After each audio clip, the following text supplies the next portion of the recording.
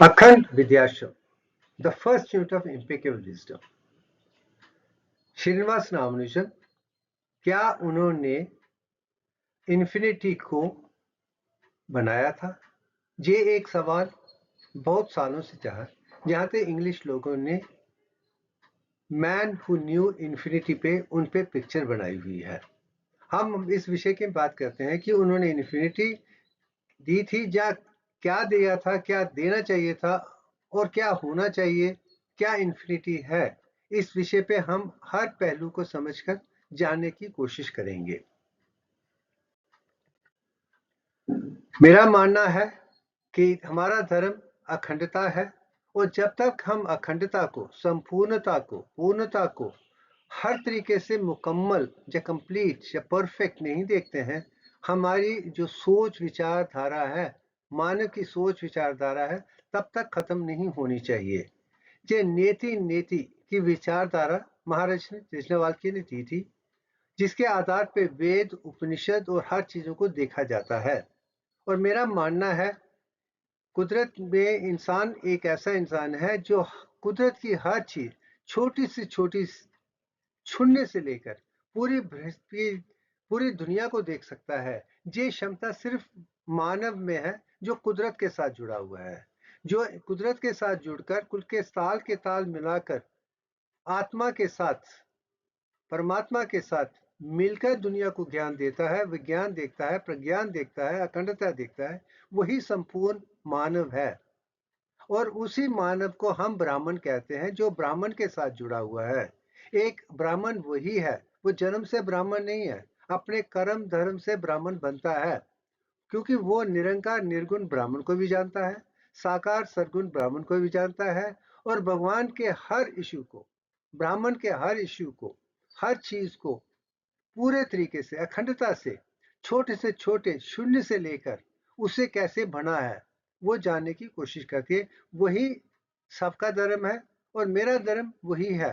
और जब तक मैं अखंडता की बात ना करूं, मुझे कोई भी चीज सही नहीं लगती है, क्योंकि जो भी ज्ञान हमारी दुनिया में है वो अधूरा है, गलत है। मैं यही दुनिया की दिखाने की, मैं ये नहीं कह रहा हूं कि मैं किसी के खिलाफ हूं, कि विचारधारा के खिलाफ हूं। हर इंसान सोच से ही आगे बढ़ता है। अगर हमारी सोच अखंडता की तरफ है, हम वक्त के साथ अखंडता को पा पाएंगे, जान पाएंगे, पहचान पाएंगे। मगर अगर हमारी सोच यही है, ये मैंने पढ़ा है, इसमें गलतियां निकाल कर दी हैं, तो कोई और आगे उस गलतियों को देख के करेगा। जब तक कि हर पहलू से आप किसी भी विषय को तर्क वितर्क करते विचारधारा से अखंडता तक नहीं लाएंगे, उसमें गलतियां रहेंगी। यही विचारधारा साइंस की होनी चाहिए। मगर जो मॉडर्न साइंस है वो एक एवोल्यूशन है, ये सोच विचारधारा है। हम तर्क वितर्क ही कर रहे हैं। मॉडर्न साइंस उस लेवल तक नहीं पहुंची है जहां पहुंचना चाहिए था। धर्म भी, पंथ भी वहां तक नहीं पहुंचे जहां पहुंचना चाहिए था। और मुझे खुशी है इन सब चीजों का ज्ञान वेद, उपनिषद, इंडियन स्क्रिप्चर में था। शायद इसलिए ही सनातन धर्म आज भी दुनिया में माना जाता है। बाकी धर्म आए हैं, चले गए हैं। भारत दुनिया का विश्व गुरु था, भारत विश्व है और कल भी यही बनेगा, क्योंकि इसकी सोच में अखंडता है। हम किसी को उसी तरीके से देखना चाहिए, इसमें किसी किस्म की कोई कमी ना है। वही देखने की मेरी कोशिश बचपन से रही है, जिसके आधार पे वेद, उपनिषद, इंडियन स्क्रिप्ट को जानकर, पहचान को और मॉडर्न साइंस के 64 आर्ट्स एंड कला को जानने के बाद मैं ये पहुंचा हूं कि असली जो विचारधारा है, जो वेद उपनिषद दिखाने की कोशिश कर रही हैं, उसे मैंने दिव्य तक लेके आ गया हूं। और ये मैं मानता हूं ब्रह्मा जी के बारे में विषय, जो लॉर्ड ऑफ क्रिएशन है, उनकी विचारधारा को मैंने अनफोल्ड करके 22/21 में बना दिया है, जो प्राय का 1/3 है। पाई 22/7 है और पहला विषय ब्रह्म जो दिव्य का है वो 22/21 है, जो आप नीचे देख सकते हैं। और दूसरा, there are 10 stages of development. हर चीज बनने के बाद वो 10 स्टेजेस में डेवलप होती हैं। ये एनाटॉमिकली भी है, स्ट्रक्चरली भी है, फिजियोलॉजिकली भी है, बायोकेमिस्ट्री भी है, साइकोलॉजिकली भी है। ये 10 स्टेजेस क्या हैं जिसे हम चक्रों के बारे में कहते हैं, वो भी 10 हैं। जो अंत का इशू है वो शिवजी के साथ पंचभूतों के साथ जुड़ा हुआ है, वो 0.34419 है। ये पंचभूतों के नंबर ऐड करने के बाद भी 21 पे आ जाते हैं, तो जो 21 से शुरू होता है 22 बनता है। फिर 10 स्टेजेस के बाद बन के जो बनता है यही ब्रह्मा, विष्णु और महेश के अंश हैं, जो दिव्यांक में रुककर 1.6180 में आ जाते हैं। मैं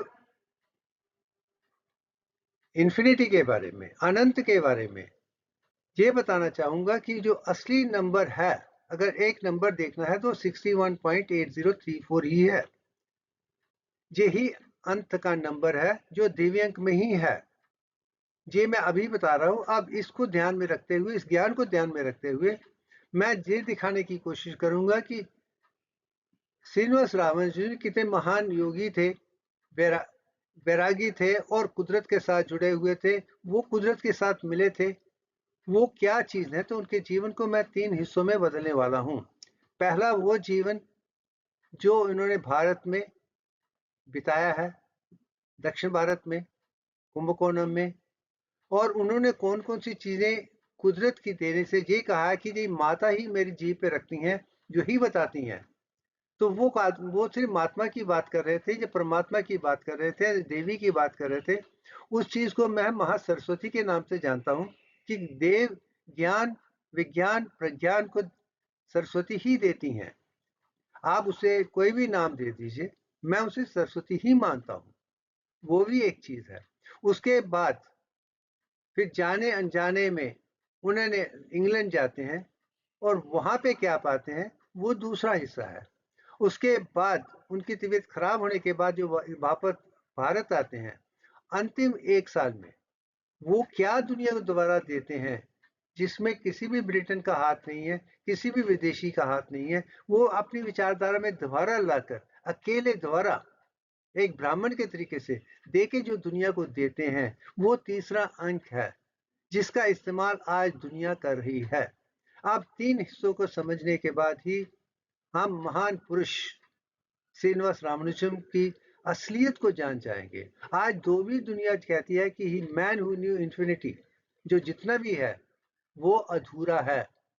उन्होंने जिस तरीके से दुनिया को इन्फिनिटी देने की कोशिश की थी, वो आज का आधार ही गलत था और इसके आधार पे ही वो आज तक कामयाब नहीं है।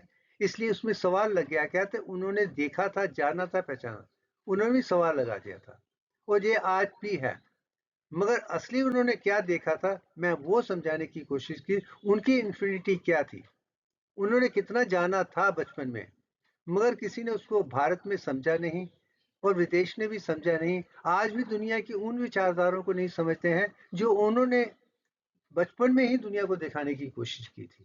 जब तक हम उन पहलुओं को नहीं देखेंगे, ना तो हम इन्फिनिटी को समझ सकते हैं, ना अनंतता को समझ सकते हैं, ना वेद को समझ सकते हैं, ना उपनिषद को समझ सकते हैं, ना ही डिवाइन मैथमेटिक्स, वैदिक मैथमेटिक्स को समझ सकते हैं। अब चलते हैं उस विषय पे।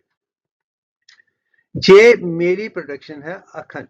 देव्यांग को मैंने आपको दिखा दिया, वो मैथमेटिकल डिजाइन है, वो संपूर्ण है, उसमें कोई कमी नहीं है।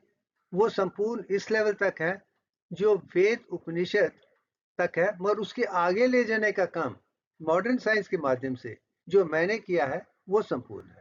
और उसी चीज को मैंने एक सिंबॉलिक फॉर्म में दिखाया है, क्योंकि जितनी भी दुनिया की भाषाएं हैं उनमें 3 गलतियां हैं। शब्द कम है, अक्षर कम है और विचारधाराओं में काफी गलतियां हैं। एक शब्द के भी बड़े मतलब हैं। अब उनसे बचने के लिए हमें सिंबॉलिक लैंग्वेज बनानी पड़ेगी और वही सिंबॉलिक लैंग्वेज पुराने जमाने में देवी देवताओं की पिक्चर में थी। अगर आप ब्रह्मा की पिक्चर देखते हैं तो उसमें 3+1 हेड है। अगर कोई उसे मैथमेटिकली देखेगा तो 22/7 है और मैंने उसका 1/3 बन के 22/21 करके उनको गॉड ऑफ क्रिएशन बना दिया है। यही जीवन का सत्य है। जब हम विष्णु जी की पिक्चर के बारे में जाते हैं, उनके 10 अवतारों के बारे में जानते हैं जो मत्स्य से शुरू होकर कल्कि तक जाते हैं। वो 10 स्टेजेस ऑफ डेवलपमेंट है, वो भी 10 चक्रास हैं, सेंटर्स हैं ह्यूमन बॉडी के हैं। ऑटोनॉमिक नर्वस सिस्टम के साथ एंडोक्राइन के सिस्टम है। ये भी मैं दिखाने के कि जो 7 चक्रों की बात होती है वो एक्सटर्नलाइज है, जो इंटरनल है वो 10.34419 है, जो विष्णु के साथ और लॉर्ड शिव के साथ। मगर जो शिव जी का नंबर 0.34419 है वो आज तक किसी किताब में नहीं था।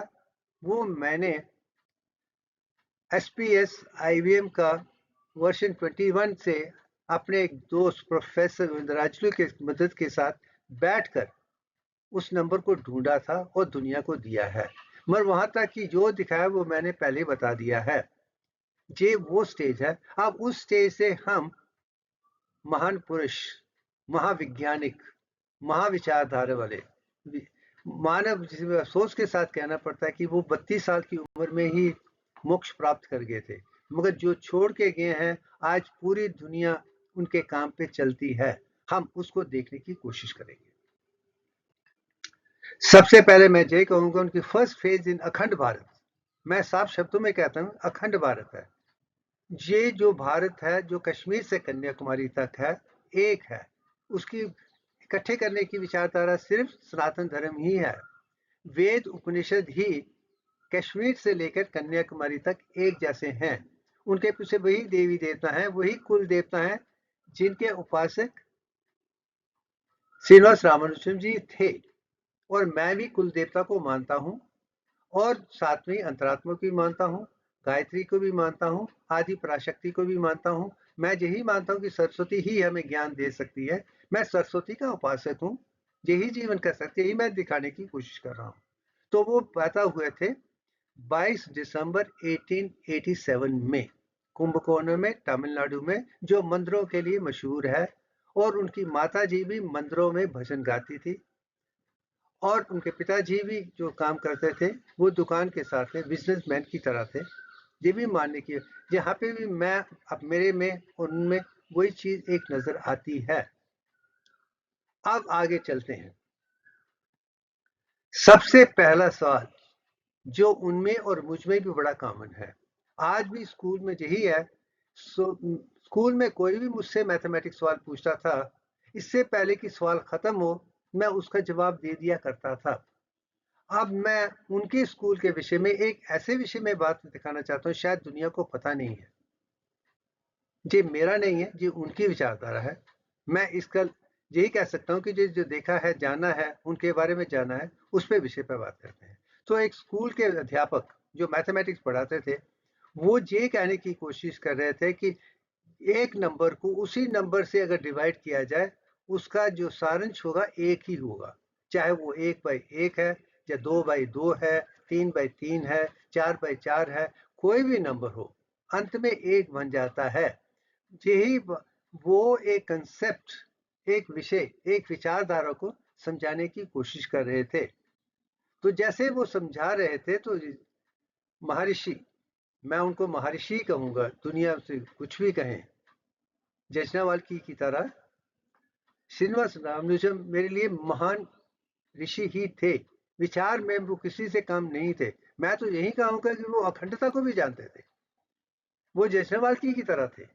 उनकी सोच जैसे जयसवाल के ने पाई पे विषय पे बात की थी, स्थापना ब्राह्मणा की बात की थी, मैथमेटिक्स की वो बात की थी आज से हजारों साल पहले। उसके बाद किसी ने अगर रिपीट किया है तो वो श्रीनिवास रामानुजन ही थे।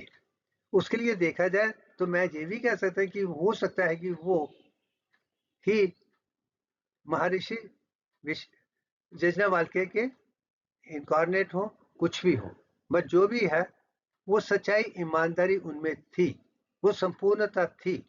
अब वो उठकर कहते हैं ये जो आप कह रहे हैं ये गलत है, क्योंकि अगर शून्य को शून्य के साथ डिवाइड किया जाए तो वो एक नहीं बनता है, वो शून्य ही रहता है।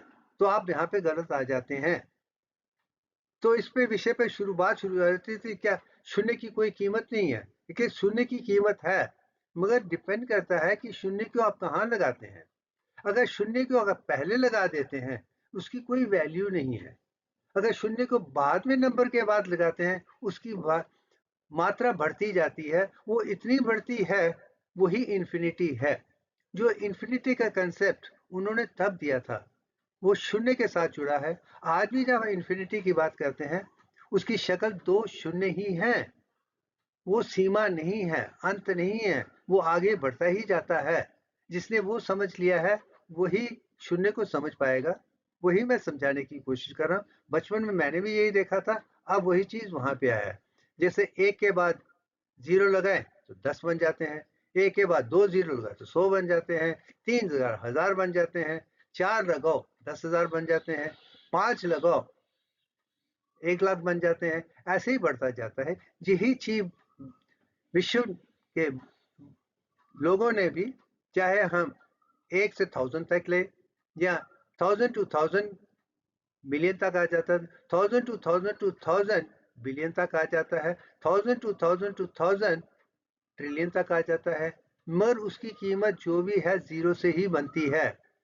और यही चीज़ ऋग्वेद निश्चय और पृथ्वी कहते हैं कि जो कुछ सृष्टि के बनने से पहले जो था वो शून्य था, वही 0 था, वही इन्फिनिटी था, वही अनंत था। वो इतना छोटा भी है मगर उसे कोई देख नहीं सकता है, मगर विचारधारा में देखा है उसका सारांश वहीं पे है। जिसने उस शून्य को जान लिया है, उस 0 को जान लिया है, उसने ही इन्फिनिटी को जाना है। तो मैं समझता हूं कि जो बचपन में महर्षि विश्व श्रीनिवास रामानुजन ने दिया था, वो ही इन्फिनिटी का लक्ष्य था, वही जीवन है। और वही समझाने की कोशिश करते करते मैं भी यहाँ तक पहुँच पाया हूँ, क्योंकि मैंने यज्ञवल्क्य जी से सीखा है और बाद में महर्षि श्रीनिवास रामानुजन से भी सीखा है कि अगर मैथमेटिक्स में आगे बढ़ना है, मगर आगे चलते हैं। ये सवाल पहला स्कूल टीचर के साथ है, ये मानने की योग्य है। अब आगे चलते हैं। और दूसरा, मेरी सबसे बड़ी खूबी है, मैं तब भी, आज भी, कल भी, जितनी भी मेंटल कैलकुलेशन है मैं दिमाग से बात करता हूँ। मुझे किताबों में पढ़ना, लिखना, ये करना, इसकी जरूरत नहीं पड़ती है। मेरे लिए कंप्यूटर की एक मशीन की तरह नहीं है। मैं जानता हूँ कि दिमाग, इंसान का दिमाग ऐसा है जो संपूर्ण है, और इसलिए हम इसे ग्रेटेस्ट मैथमेटिकल बुद्धिशाली बलशाली कहते हैं। इसमें खूबियाँ ये हैं, खूबियाँ ये हैं कि हम में रेप्टिलियन ब्रेन भी है, मैमिलियन ब्रेन भी है, और ह्यूमन कम थिंकिंग ब्रेन भी है, मगर मैं जानता हूँ इसके आगे भी है जो हमें कुदरत के साथ ले जाता है। वो 3 outer layers of new cortex हैं। जब मैं 3 out layer of new cortex कहता हूँ तो वो आकाश कोश के साथ जुड़ जाती हैं। तो मेरा जो ज्ञान है वो आकाश कोश से आता है, मेरी अंतरात्मा के माध्यम से आता है, जो मैं दुनिया को दे पा रहा हूँ। और मैं मानता हूँ, जब महर्षि श्रीनिवास रामानुजन कहते थे कि मुझे पता है कि मेरी माता मेरी जीवित में रखती हैं, तो मैं बोलता हूँ, उसके बाद मैं समझने की कोशिश करता हूँ, मगर उसे समझा नहीं पाता हूँ क्योंकि मेरे पास वो ज्ञान नहीं है। वो ज्ञान को ढूंढने के लिए ट्रिग्नोमेट्री, अर्थमेटिक, वेस्टर्न साइंस को लेना शुरू कर देते हैं, और उसी चक्रव्यूह में फंस कर वो कहीं ना कहीं खो जाते हैं। ये चीज हम बाद में बात करेंगे, मगर मैंने यही माना है, वेद में है, उपनिषद में है, और हम ही ढूंढ पाएंगे। इसलिए मैंने भारत कभी छोड़ा नहीं है, और भारत में रहकर ही भारत को अखंड भारत के दिखाना चाहता हूँ कि हम किसी से कम नहीं है। ये चीज मेरी विचारधारा है, और मेंटल कैलकुलेशन में वही चीज उनमें है। तो इस सवाल पे उनकी माता जी मंदिरों में गीत गाया करती थी। तो एक बार विषय आ गया था कि प्रसाद दे रहे थे, प्रसाद लेते वक्त जब उन्होंने देखा तो वापस आके पंडित जी से कहने लगे कि जो आप बांट रहे हैं वो सबके लिए कामयाब नहीं होगा, कि जहाँ पे 142 लोग आए हैं और आपके पास लड्डू जो बड़ा हैं वो 137 ही है, और साथ में जिस हाथ से आप दे रहे हैं उससे सबके लिए काम नहीं होगा। 5 लोगों को वड़ा नहीं मिलेगा, 8 लोगों को सुंडल नहीं मिलेगी। जब देखे तो अंत में देखा कि वही हुआ था, तो वही कहने लगी इस बच्चे को कैसे मारे, जो छोटा सा बच्चा है। तो उसने कहा था कि मैं जानता हूँ कि मैं ये देख चुका हूँ, मुझे पता लगता है कि ऐसा हम रोज घर में करते हैं, मैं देखता हूँ, विचारता हूँ, और यही चीज मैं दुनिया को दिखाना है। जब तक कि आपकी ऑब्जर्वेशन बिल्कुल ठीक नहीं होगी, कुदरत को जानने की कोशिश नहीं करेंगे, आप कुदरत के साथ नहीं मिल सकते हैं। मैं हर अपने विद्यार्थी से वही आशा करता हूँ जो मुझ में है। मैं हर इंसान को सुनता हूँ। आज भी लोग कहते हैं, ये तो कोई बात ही नहीं करता, डिस्कशन ही नहीं करता, इसको कुछ आता ही नहीं है। मुझे आज भी कहते हैं, और मुझे पता है कि जब मैं दुनिया देवें पहली बार देख रहा हूँ, मुझे लोग नहीं जानते हैं। मैं किसी को ये भी नहीं कहता कि मेरे वीडियो को लाइक कीजिए या पसंद कीजिए या आगे भेजिए। अगर इसमें दम है तो वो अपने आप चलेगा। मैं किसी से नहीं, अगर इसमें दम है तो यही है। इसी के आधार पर सनातन धर्म आज भी है, कल भी है, परसों भी रहने वाला है। इसमें वो विचारधारा हैं जो कुदरत के साथ जुड़ी है। इसे कोई दुनिया की कोई ताकत खत्म नहीं कर सकती है। यही एक विषय मैं दुनिया को दिखाना चाहता हूँ। अब ये सवाल जब आ गया था तो वही इम्पेकेबल विजडम वहां पे आ गई थी। अब आगे चलते हैं। और जैसे मैं कहता हूं कि एक्सरसाइज, हम जब भी एक्सरसाइज की बात करते हैं, यही कहते हैं कि फिजिकल एक्सरसाइज एक्सरसाइज हैं। मगर मुझे खुशी की बात है कि जिस महर्षि श्रीनिवास रामानुजम ने बचपन में स्कूल में ही ये कह दिया था कि मुझे फिजिकल एक्सरसाइज करने के लिए कोई जरूरत है, मैं वो आधा घंटा अपनी पढ़ाई में लगाऊंगा, विचारों में मैथमेटिक्स भी सोचूंगा, वो भी मेरे लिए एक्सरसाइज है। इसी विषय पे मैं भी दुनिया में यही कहता हूँ कि जब स्कूल में था, मुझे एक पीटी में जाने की जरूरत नहीं पड़ती थी, ना जाते थे। मेरे प्रिंसिपल ने ही मुझे कहा तुम्हें जाने की जरूरत है, तुम सिर्फ पढ़े लिखा में करो, उसमें ध्यान लगोगे तो तुम दुनिया के रिकॉर्ड पे रिकॉर्ड बना सकते हो, कि क्षमता तुम में है। शायद आज भी मेरा जो रिकॉर्ड 10वीं का है वो अनमोल है। वो दुनिया में कोई भी नहीं तोड़ पाएगा, क्योंकि मुझ में और फर्स्ट सेकंड में 5 से 6% मार्क्स का डिफरेंस है। ये कुदरत के साथ ऐसा ना पहले हुआ था, ना आज है, ना कल होने वाला है। यही जीवन का सत्य है। वही चीज महर्षि श्रीनिवास रामानुजन के साथ भी थी अपने तरीके से। अब जो मेंटल कैलकुलेशन है वो जरूरी है। तो इस विषय पे अब मैं ये दिखाना चाहता हूँ, एक्सरसाइज का असली मतलब ये है कि आप ऐसा स्ट्रेच कीजिए, ऐसा खींचिए, मगर वो नॉर्मल रहना चाहिए, जरूर से ज्यादा ना हो।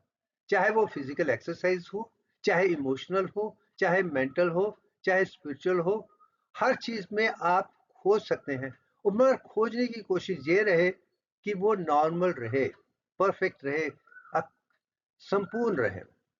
उसके आगे ले जाने की कोशिश मत कीजिए। अगर ले जाने की कोशिश करेंगे, आप साइकोसोमैटिक डिसऑर्डर्स में आ जाएंगे। आपको फिजिकल हेल्थ प्रॉब्लम हो जाएगी, साइकोलॉजिकल हो जाएगी, मेंटल हो जाएगी, स्पिरिचुअल हो जाएगी। आप बीमार पड़ जाएंगे। फिर लोग आपको पागल भी कहेंगे, ये भी कहेंगे, वो भी कहेंगे। नहीं चाहिए तो लिमिट के साथ काम कीजिए। ये विचारधारा उन्होंने भी दी थी, यही विचारधारा मैं भी दे रहा हूं। अब आगे चलते हैं। As a young student, school student, वो ग्रेजुएट को मैथमेटिक्स सिखाते थे। उसका आधार क्या है कि उनके घर में 2 लोग रहते थे जो कॉलेज में थे। उनसे भी किताब लेकर उन्होंने पढ़ी थी, ट्रिग्नोमेट्री समझी थी, एक दिन में पूरा समझ गए थे। उसके आधार पे जब उन्होंने पूछा तो उन्हें समझाना। जब उन्होंने समझाया, जो प्रोफेसर भी उस वक्त के नहीं समझा सकते थे, तो सारे के सारे स्टूडेंट उनके पास आ गए। फिर उन्होंने उन्हें ज्योमेट्री, अर्थ, मैथमेटिक्स समझा कर सबको पास करके जीवन में सेटल किया था। ये भी जीवन का एक बहुत बड़ा पहलू है। उनमें देखने की, सुनने की, जानने की बहुत क्षमता थी। और मैं आज भी यह कहता हूं, जो आईक्यू, इंटेलिजेंट क्वेश्चन सबसे ज्यादा है, जिससे आइंस्टाइन को आज हम मानते हैं कि उनका आईक्यू सबसे बड़ा है। और कुछ ऐसे बच्चे हैं जो है।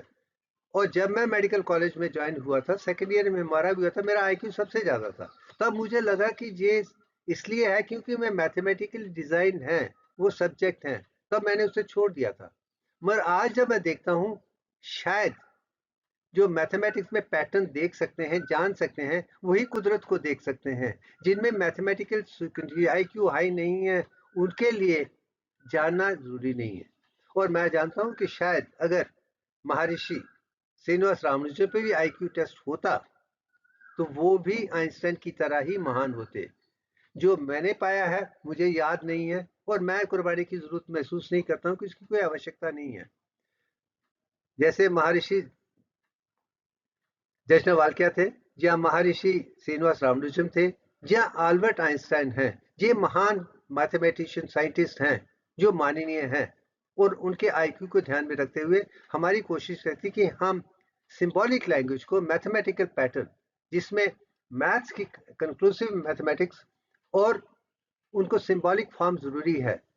शायद इसलिए ही हम आज भी एनर्जी इक्वल टू mc² जो रिलेटिविटी है आइंस्टाइन को मानते हैं। मैं मानता हूँ वो बड़ा आविष्कार था और इनका जो आविष्कार है वो भी अपनी तरह मानता हूँ। और दिव्यांक भी मैं उसी दिशा में देखता हूँ जिसमें संपूर्णता है। मैं उनकी विचारधारा को, रिलेटिविटी को, अखंडता आइंस्टाइन की लेके आ गया हूँ और इनकी जो इन्फिनिटी को, अनंत को मैं दिव्यांक में लेके आ गया हूँ। वो अपने आप में एक इम्प्रूवमेंट है और मैं चाहता हूँ कि लोग इसे समझे, जाने, पहचाने, फिर जाके वे मेरे काम को समझ सकते हैं और साथ में ही महर्षि विश्व रामानुजम को भी जान जाएंगे। सब आगे चलते हैं। और इंट्यूटिव विजडम पे एक सवाल आ गया था कि उनकी माता जी ने उनको कहा था कि बेटा मेरे एक सवाल का जवाब दो। एक कमल के पॉन्ड में एक कमल का फूल है, प्लांट है, वो एक कमल देता है और दूसरे दिन 2 देता है और 15 दिन में आधा भर जाता है। अब उसके आधे को पूरा भरने में कितनी देर लगेगी? ये विचारधारा, ये सवाल उन्होंने पूछा था। मगर उसके समय उसके पिताजी ने क्या है, और 15 दिन लगेंगे। तो मगर उन्होंने कहा 15 दिन नहीं लगे, एक ही दिन में हो जाएगा, क्योंकि यही जीवन का सत्य है। वो चाहे कि उनकी माता कहते हैं तुम्हारा ज्ञान बहुत बढ़िया है, यही सत्य है। मगर हकीकत में वो दुनिया को क्या समझाने की कोशिश कर रहे हैं? क्यों उनको बाइनरी सिचुएशन पता थी। यही कुदरत की देन है। और मैं ये भी कहता हूं कि अगर हम स्पर्म की प्रोडक्शन को देखें, एक स्पर्मेटोगोनियम है, जब फॉर्म कंप्लीट स्पर्म की बात आती है तो 512 बन जाता है। वो भी 10 स्टेजेस ऑफ डेवलपमेंट हैं। वही बाइनरी सिचुएशन है, 1 2 4 8 16 32 64 128 256 512। ये 10 स्टेजेस हैं जो भी मैं दुनिया को दिखाने की कोशिश कर रहा हूं। यही विषय महर्षि श्रीनिवास रामानुजन भी दे रहे थे अपनी माता को और ये मानने की बड़ी बात है। अब आगे चलते हैं। अब ये सब चलने के बाद, क्योंकि भारत में किसी ने उनको समझा नहीं था और वो ट्रिग्नोमेट्री में ही करने की कोशिश कर रहे थे, ट्रिग्नोमेट्री नई थ्योरम बना रहे थे, नई से नई सोच बता रहे थे, वही दुनिया को देने की कोशिश कर रहे हैं। इस समय मैं एक विषय और अपना लेके दुनिया को दिखाना चाहता हूँ, जो मैं दिखा चुका हूँ, यह रिपीट करना चाहता हूँ। जो मैथमेटिक्स है, डिवाइन मैथमेटिक्स है, ब्राह्मणों ने ब्राह्मण को जानकर दिया था, वेद उपनिषद में दिया था।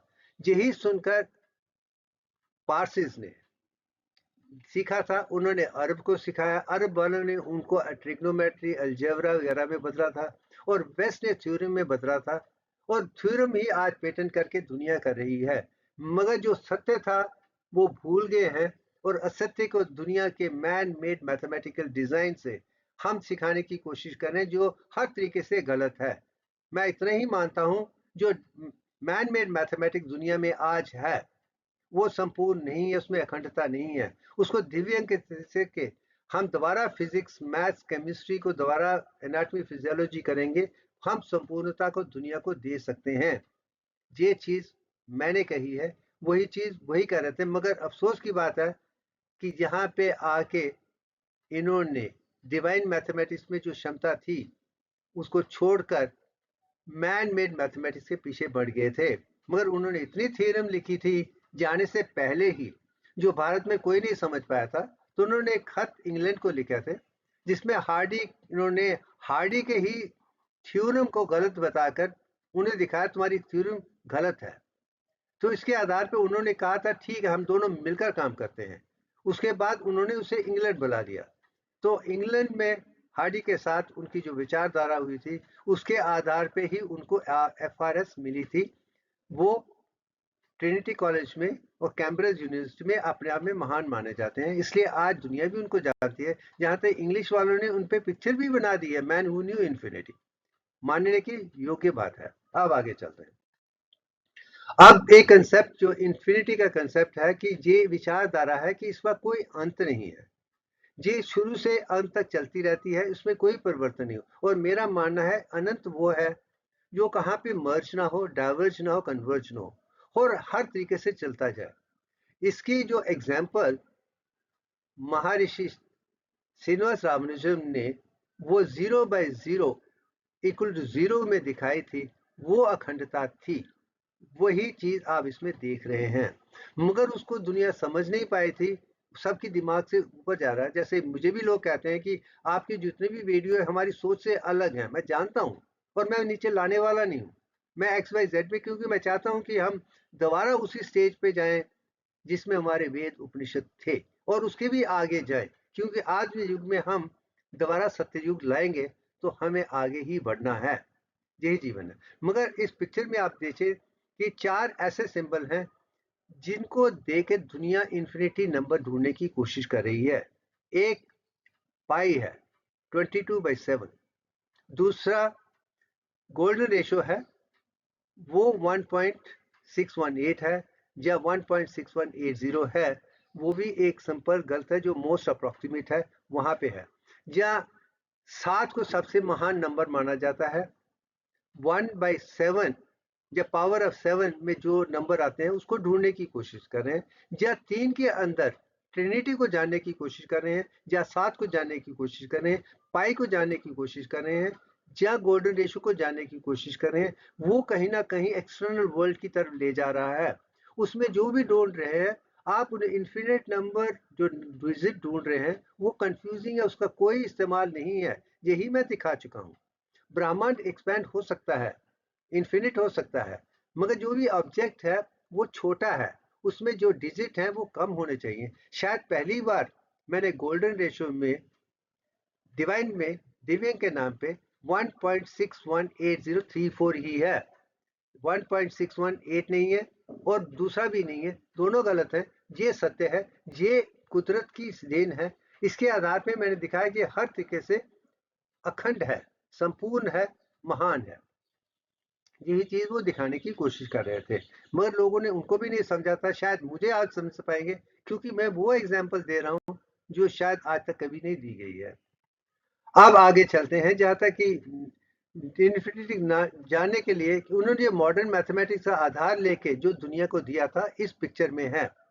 1 + 2 + 3 + 4 + 5 + 6 ऐसे नंबर चलते जाएंगे तो उसका इक्विवेलेंट जो है -1/12 बन जाता है। और इसके आधार पे उन्होंने दिया था, मगर इसे ना वो समझ पाए थे, ना दुनिया समझती है, ना आगे समझ पाएंगे, क्योंकि ये इतना डिफरेंट नंबर है, किसी के दिमाग में सोचने के लायक नहीं है। इसके लिए कंप्यूटर की जरूरत पड़ेगी, और कंप्यूटर मैन मेड है। वो जिसमें सिखाया जाता है वो दिखाएगा, जो नहीं सिखाया जाता वो जान भी नहीं जाएगा। ये भी जीवन का सत्य है।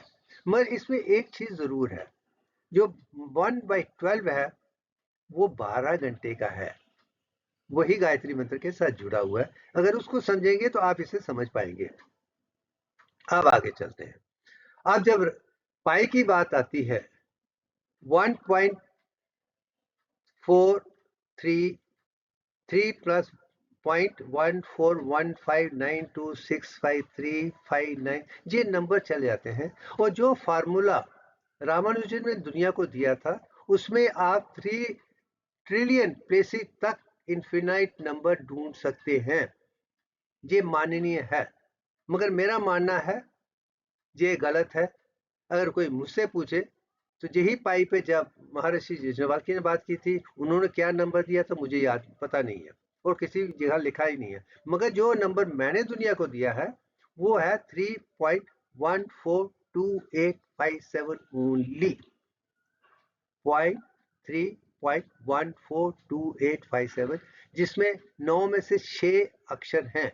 जो मिसिंग है वो 369 है। शायद 369 को ही डिविनिटी कहते हैं। यही टेस्ला भी बनाने की कोशिश, जिसने 369 को जान लिया है वह पिक्चर, वही चीज मैंने अपने विज्ञान दिखाया है। अगर 1/7 को डिवाइड करके करते हैं तो 9 में से 6 आ जाते हैं, उसमें 3 6 नहीं है। वह 3 चीज लगा देंगे तो आप इनियाग्राम पे बन जाएंगे, मगर उसमें आप फीमेल ट्रायंगल डालेंगे तो उसमें 12 नंबर आ जाएंगे। यही शायद वो दिखाने की कोशिश कर रहे थे। शायद उन्होंने मैथमेटिक्स को आधार लिया था, सिंबॉलिक लैंग्वेज में नहीं लिया था। और मैं समझता हूँ, मैं सिंबॉलिक लैंग्वेज को मैथमेटिक्स के साथ दुनिया को दिखाना चाहता हूँ, फिर भी अखंडता, क्योंकि देखने के बाद ही आपको समझ आएगी। जो मेंटल मैथमेटिक्स वो दिमाग का काम है, मगर उसको देखना है, समझना है, तो ऑडियो विजुअल में आपको लाना पड़ेगा, वो सिंबॉलिक लैंग्वेज बनानी पड़ेगी, देवी देवताओं की पिक्चर देखनी पड़ेगी। इसलिए शायद मैं अदिति को मान्यता मानता हूँ, और गायत्री के की पिक्चर में 10 हाथ जो 10 से डेवलपमेंट है, और 5 सर पंचभूता है, और कमल को 22/21 मानता हूँ। वही चीज मैं आदि पराशक्ति की पिक्चर में देखता हूँ, जिसमें 18 आर्म्स है, एक में 2 है, दूसरे में 10 है, तीसरे में 18 है। यही नोबल एलिमेंट्स हैं। इसी का ही वर्णन वेद में नसीदिया ऑपरेशन में था, वही शून्य था, वही इन्फिनिटी था, और वही नियॉन 21 था, वही मैं दिखा चुका हूँ। उसको बनने के बाद नियॉन 22 बना है, उसके बाद रोशनी हुई है, सारा वो मैथमेटिकली कंक्लूसिव हमारे शास्त्रों में है। अब वही मैं समझाने की कोशिश कर रहा हूँ, इसमें वो एक गलती थी। अब आगे चलते हैं। इन्फिनिटी का नंबर जो है, मैंने कहा 22/7 है, तो 3.142857 ही मेरा नंबर है। मुझे खुशी है कि चाइनीज के एक मैथमेटिशियन ने इसको यही नंबर दिया था, 142857, फिर उसे ही रिपीट करते जाते हैं, वही मैं कर रहा हूँ। शायद इन्होंने जो मैथमेटिकली वो इन्फिनिट नंबर ढूंढने की कोशिश की थी, शायद वो विचारधारा गलत थी, क्योंकि वो वेस्ट मैथमेटिक्स के आधार पे थी, जिसका आधार ही मैन मेड मैथमेटिक्स के साथ है। अब आगे चलते हैं। और एक बड़ी खूबी की बात यह है कि जब महर्षि श्रीनिवास रामानुजन जब बीमार थे, तो हेडली उनको मिलने के लिए गए थे। जब बात हो रही थी तो कहने लगे कि मैं बड़ी बोरिंग कार में आके आया हूँ, जिसका नंबर 1729 था। कितना बोरिंग नंबर है, इसमें कोई भी मैथमेटिकली इंटरेस्टिंग चीज नजर नहीं आती है। तो उस विषय पे ये रिकॉर्डेड है, इंग्लिश पिक्चर में भी है, बाकी में भी है, हर जगह ये लोग देखते हैं। वो कार की पिक्चर है, मैंने वहीं से ली हुई है। और नीचे ये है, यही एक ऐसा नंबर है जो मिनिमम 2 क्यूब्स के साथ जुड़ जाता है। जैसे 1 क्यूब प्लस 12 का क्यूब ले ले तो 1729 बन जाता है। 9 क्यूब प्लस 10 क्यूब लाएंगे तो भी वही नंबर बन जाता है। ये मिनिमम प्राइम नंबर्स हैं, ये पार्टीशन नंबर्स हैं, जिस तरीके से जिन्होंने दिखाया है, इसे ही इंट्यूटिव मैथमेटिक्स कहते हैं। यही मेंटल मैथमेटिक्स है, यही डिवाइन मैथमेटिक्स है, जो कुदरत के साथ जुड़ा है, जो देवी के साथ जुड़ा है। आज ये कहने कि तुम पागल हो, तुम देवी देवता की बात करते हो, तुम्हें अपनी सोचने की समझ नहीं है। मैं ये जानता हूं कि इंसान अगर आपको आगे बढ़ना है, हमारे देवी देवताओं से सीखे हैं। मैं आज भी अदिति को अपनी माँ मानता हूँ, गायत्री को माँ मानता हूँ, आदि पराशक्ति को माँ मानता हूँ, सूर्य भगवान को माँ मानता हूँ, मेरे देवता हैं, चांद को मानता हूँ, सारे ग्रहणों को मानता हूँ, जो भी कुदरत की देन है सबको समझता हूँ, वही वेद उपनिषद में है। मैं तो यहाँ तक कि अग्नि को ऑक्सीजन की तरीके से देखता हूँ, वो यही समझाने की कोशिश है। वही चीज पीरियडिक टेबल में है, ये चीज मैं दिखा रहा हूँ दुनिया को, समझिए, जानिए। ये कुदरत का मैथमेटिक्स है। इससे समझ पाए कि सारे सवालों के जवाब आपको खुद ब खुद मिल जाएंगे। और दोनों को मैंने मैथमेटिक्स और सिंबॉलिक फॉर्म में देवी देवताओं की पिक्चर को समझकर ही मैंने दिया है। मैं यही दिखाने के लिए कि हमारे उसमें कितनी शक्ति है, कितनी महान विज्ञान है, ये चीज इसमें भी है। अब आगे चलते हैं। अब वो विदेश, इंग्लैंड छोड़कर भारत वापस आ गए थे, क्योंकि बीमार थे। उसके बाद इंडिया में आके ट्यूबरक्लोसिस के कारण, और आज भी कुछ लोग कहते हैं कि उसको अम्यूबिक हेपेटाइटिस हो गया था, अमीबियासिस हो गया था। छोड़िए, उस हम पे जाने की आवश्यकता नहीं है। मैं उनके जो दुख दिए जीवन जो इंग्लैंड में उनका गुजरा है वेजिटेरियन होने के कारण, वो मैं नहीं जाऊंगा। शायद यही मेरे भी कारण है, मैं देख रही, क्योंकि वो जो वेस्ट है वो अताल लोक है, पताल लोक है, और हमें अताल में ही रहना है, पताल में नहीं रहना है। इसलिए मैं कभी नहीं जाता हूँ। मैं सबसे कहता हूँ, मेरा परिवार रहता है, बच्चे रहते हैं, मगर मैं नहीं आऊँगा, क्योंकि वहाँ पे वो नहीं है जो भारत में है। भारत में मैं ब्राह्मण की तरह संपूर्ण तरीके से वेजिटेरियन रख सकता हूँ, और किसी चीज़ खाने की आवश्यकता है। यहाँ पे हर चीज़ कुदरत की दी हुई देन है। तो जहाँ वापस आने के बाद जो कानून ने काम किया था वो माननीय था।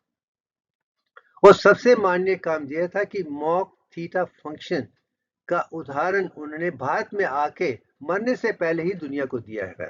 जो दुनिया को दिया है उसके आधार पे ही आज एटीएम में काम चलता है, स्पेस टेक्नोलॉजी उसमें डर है, कंप्यूटर टेक्नोलॉजी उसमें है, कैंसर ट्रीटमेंट उसमें है, क्रिप्टोलॉजी ये है, जहाँ तक कि डार्क मैटर को समझने के लिए भी इन्हीं की विचारधाराएं हैं, वो माननीय है।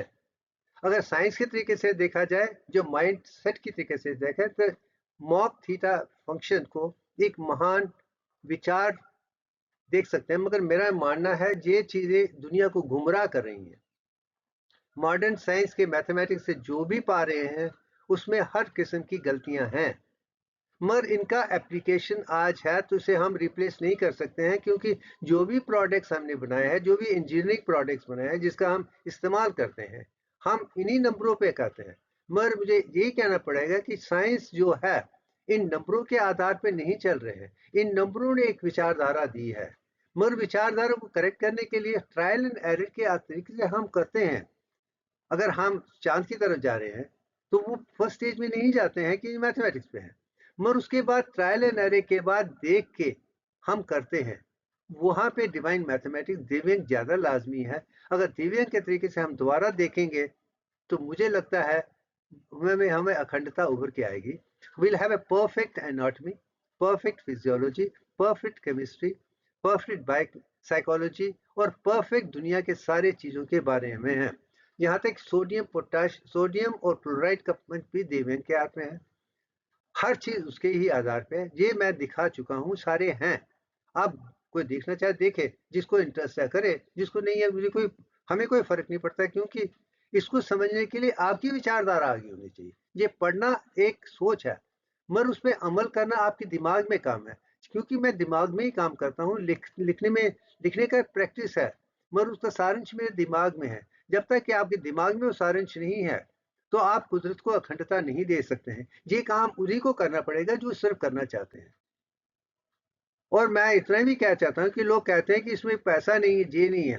अगर कोई मुझे देखे, मैं तो कभी पैसे के पीछे नहीं जाता हूँ, मैं तो सरस्वती के पीछे जाता हूँ। मगर जब भी मैं सरस्वती माता के पीछे जाता हूँ तो लक्ष्मी साथ में आ जाती है, क्योंकि आपका काम ऐसा है कि अनमोल है। उसका इस्तेमाल होकर जो भी लोग उसका बेनिफिट लेके आपको आपकी हर जरूरतें पूरे कर देते हैं। आज मैं मानता हूं कि पैसा होना जरूरी है। अब यहाँ पे मेरे और महर्षि श्रीनिवास में फर्क है।